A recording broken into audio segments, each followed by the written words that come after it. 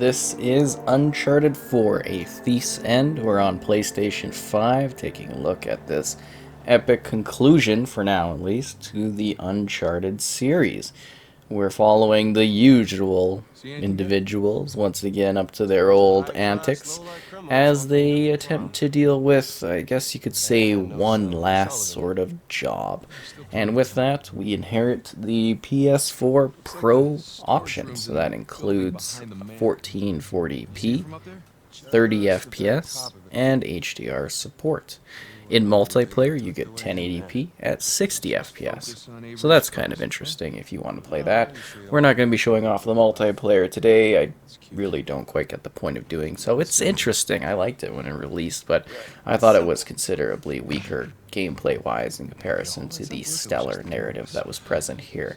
So this game really did, I think, kind of push the boundaries at the time when it came to the visuals and the qualities of, facial animations, modeling, motion capture, and general gameplay environments. It's quite stunning, and again, a really good conclusion to the overall story. I was very fortunate when I went to play it that I was able to first do the trilogy, like literally within the same sort of, I think, 6 months or something like that. I was able to work through the first 3 games and then be prepared to jump into this one. So I kind of had a fresh mindset of the entire story kind of going through this one, and I think that was a lot of fun. So if you're not familiar with Uncharted, the series is all about adventure, discovery. It's kind of like Indiana Jones or Tomb Raider, along those lines, with Nathan Drake here going about doing his adventuring and stealing relics and things like that. But he's also a family guy and, all that, so it's kind of interesting. And again, great characters, neat moments.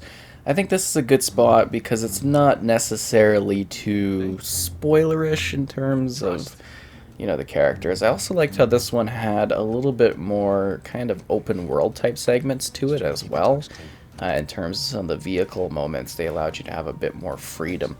And you also saw that continued with The Lost Legacy, which was a bit of a smaller standalone spin-off of this game. But as you can tell, it's visually quite impressive, a very gorgeous looking game.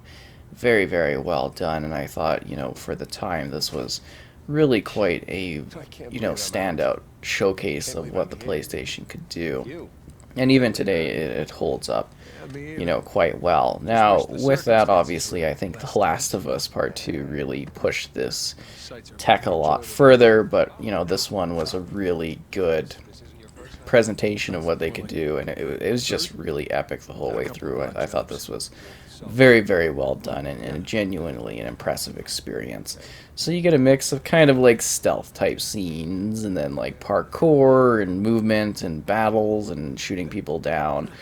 You're not as intense as a killer as he is in the other ones, but he's still got some killing to do along the way. I think the first one was a little bit ludicrous in the amount of like soldiers you kill. It's like a small battalion or something like that. Wow, that was really bad. It's all in the wrist. Let me see. There we go. See? Yeah, it's not bad. Whoa. Anyways, I think it's just like a really great adventure game. It's got a neat narrative, and again, it's kind of fun how everything wraps up for now, just in regards to the story. Like you're definitely got a little bit more of an aged character, as to say, which is kind of neat, and it's also fun kind of moving around the environments and using a little bit of a parkour in this as well. Are we going down this way? I thought we were climbing up a little bit more. Oh no, we've got to go down in order to go up. I remember this particular segment. But yeah, you get these nice moments of like heavy narrative, and then also points where you're also attempting to kind of do a little bit more action-y scenes as well. They mix things up quite a bit. Am I supposed to jump here and then rope onto that ledge or something? Oh no, you're not supposed to jump down there. Ooh, well, actually, maybe we are supposed to jump down here. Let's start climbing. Yeah, I also liked how it was a little bit intuitive in regards to how... Oh, okay. In regards to how certain aspects of climbing were handled in this one.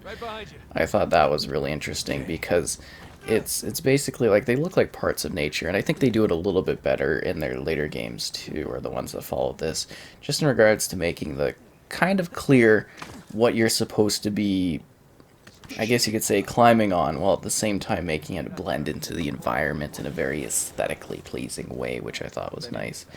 Oh, it looks like we've got bad guys with guns. What should we do? I don't know, I think they really handled this one quite well. I don't know if it's my favorite out of the franchise. I really quite like the third one, to be honest. Jesus, did you see him? Something about the scenery and setting of that one was really cool. A little over the top, but you know, kind of a well done experience. But there's so much like detail and life in the environments here. It's quite wonderful. I mean, like, really? Do we need all these little, these like pears? Do we need all these fruits and stuff in this nice little thing? No, but it makes it look really, you know, enchanting, and you feel like you're in these really real world, wildly large locations that you're exploring. Because this is only one small part of an overall adventure that goes on super, super long. Like, it's a lengthy game for sure. You know, there's a lot to this one, which I thought was delightful. Rappel down. Dun, dun, dun, dun, dun, dun, dun, dun. Okay. And then, of course, all these moments of heavy parkour discovery. Oh, I didn't think we'd make that ledge. That's cool. And I think it holds up quite well from a visual standpoint and also a story standpoint. You know, I am noticing a little bits of pop-in sometimes with like grass and that, but they're so subtle most people would not even care or even notice that that was a thing. Can we not grab onto these fun little branches and climb up all crazily? You at least take any pictures? But anyways, it's really neat to see how storytelling in these games has like developed so much over the years and changed in such almost a small time. It's kind of crazy. Just wild what they were able to do with this one. Being so cool. And again, this is like a fun setup. Like, this isn't anything too, I guess you could say, insane of an area. Up on the fridge or something? No, they're good drawings.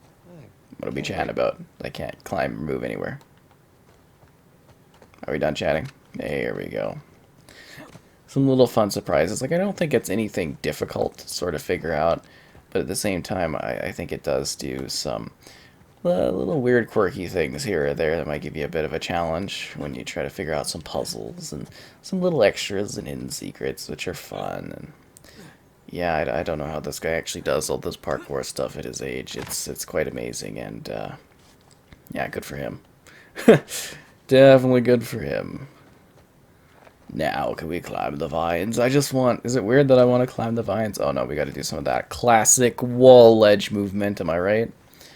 This is actually, like, highly dangerous. Did they make sure that these, like, walls were, like, something you could actually physically climb to a degree that they are? Or are they just, like, straight up winging it? Okay up there? Honestly, just, like, kind of curious about that now that I'm thinking about it. I'm good. I don't know, but it's got all these, like, fun segments like this. And I'm not saying it's just like this. There's actually, like, a lot of really action-packed gun scenes. But this is a good way to show it off for those that maybe are looking at playing this very much for the first time, which I think is super worthwhile if you've ever been thinking about the Uncharted series. And I guess you could kind of hop into this one, but I think you should, you know, to the best of your ability, kind of start from the beginning of the franchise with the trilogy pack and really see the full scope of the character. You'll be a lot more, I guess you could say, emotionally invested in who he is and the individuals around him. I think that makes it matter a lot more. Thank you for dropping the rope. Haha. I also love the kind of opening with this as well, where it's like the beach thing and all that. I think that's kind of fun how they first like teased this one. It was really interesting to see, but yeah, look at the scale here and stuff like that. It just looks fantastic. And this is when things get a little bit more intense and Bond-esque. Oh yes, we've got to get the suits on. We've got to look like nice gentlemen. Maybe throw that off the cliff so people don't notice it at all. Like, somebody could like look out the window and be like, why are these suits here? Yeah.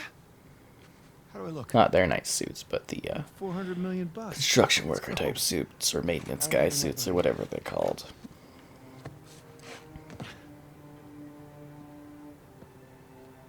Oh, look who it is.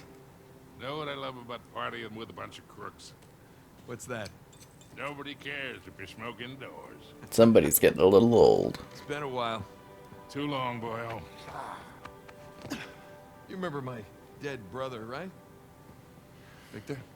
I'll be goddamned. 15 years. Yep. Good to see you alive, Sam. Let's try keeping him alive by getting this. Again, like right here, this seems like the facial animation is just absolutely stunning. What about that? Come on, let me show you something.